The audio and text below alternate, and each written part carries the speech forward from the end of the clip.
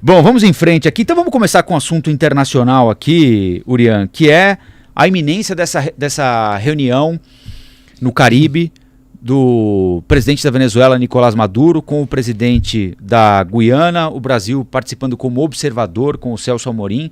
Só o fato de essa reunião acontecer não significa uma vitória para o Nicolás Maduro, já porque ele tirou um problema da cartola, não é?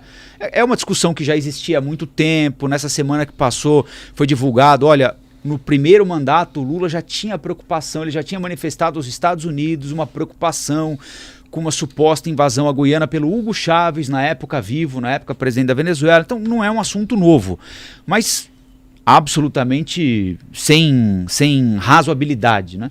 Então ele tira esse coelho da cartola, diz que vai tomar uma parte não, né? Praticamente todo, 75% da Guiana, e força, só o fato dele conseguir forçar a reunião, levar o presidente da Guiana lá para o Caribe, levar o Celso Amorim lá para o Caribe, ele já não parte ganhando de 2-0? Eu acredito que ele tenta ganhar alguma coisa.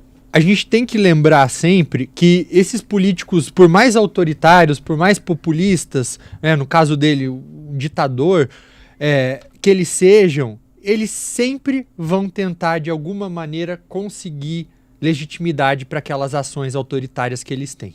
Então, é por isso que a gente vê, por exemplo, a Rússia ainda presente nos organismos internacionais, ou enfim, outros exemplos por aí. Esses países autoritários, eles participam e eles precisam desses encontros para fortalecer essa rede internacional que eles têm. A gente vê cada vez mais o mundo dividido em dois, entre democracias e países autoritários, sul e norte, enfim, existe essa divisão e esses blocos estão cada vez mais nítidos, de Rússia, China, Venezuela. Então, ele precisa disso até mesmo para justificar para a própria população que o que ele está fazendo é legítimo por trás. Não acredito que o encontro em si seja uma vitória, mas ele ajuda nesse processo de construção de imagem, de legitimidade dessa busca que ele tem de anexação ilegal. O Anderson, o que você tem achado do papel do Brasil nesse episódio todo? Porque a gente tem falado aqui ao longo da semana, né, o presidente Lula sempre pediu para o Brasil, para ele, mas para o Brasil, uma condição de mediador de conflitos, né? Pelo menos de ter a voz ouvida em determinadas circunstâncias. Aqui o Brasil é a voz, né? Aqui na nossa região, aqui no nosso pedaço, o Brasil é a voz a ser ouvida, né? Você acha que, pelo que a gente tem até agora, o governo brasileiro agiu corretamente? Porque não houve ainda uma condenação expressa, né? Aquela pelo presidente Lula, né? Com alto e bom som, embora do ponto de vista político, essa condenação já tenha ocorrido por meio do Ministério de Relações Exteriores, Ministério da Defesa, mas ele não foi mais claro em episódios, por exemplo, como Rússia e Ucrânia e Hamas e Israel? Então, eu acho que não. Você acha que não? Rafa, eu acho que não. Eu acho que o Brasil se coloca de novo numa posição assim de vou tentar ser mediador, né? Porque mesmo no episódio Israel-Hamas, não ficou claro, né? Ninguém aquela história de dizer que é terrorista, de dizer que o Hamas é terrorista. Mas o presidente Lula disse, não, eu resolvo. Mesmo da Rússia com a Ucrânia, né? Eu tenho a solução. Não conseguiu no primeiro conflito, não conseguiu no segundo conflito. Se não conseguir no quintal, aí pega o boné e vai embora. Eu acho que agora é a oportunidade. O Brasil, como você disse, é a voz a ser ouvida aqui.